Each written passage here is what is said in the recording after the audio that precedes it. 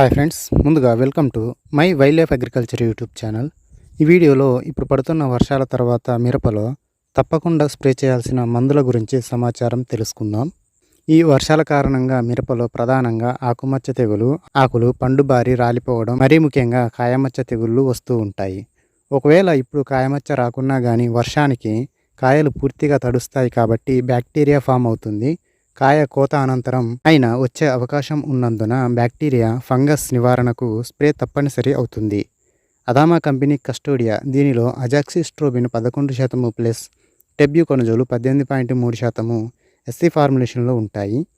ఇది broad spectrum fungicide కాబట్టి అన్ని రకాల తెగులని అరికడుతుంది. దీంతోపాటు బ్యాక్టీరియల్ డిసీజ్ని కంట్రోల్ కోసం ప్లాంటోమైసిన్ కలిపి స్ప్రే చేయండి. కస్టోడియా ఎకరానికి 300 ml మరియు ప్లాంటోమైసిన్ 100 గ్రాములు స్ప్రే చేయాలి. లేదా Bayer నాటివో tebuconazole 50% plus trifloxystrobin 25% WG ఫార్ములేషన్లో ఉంటుంది.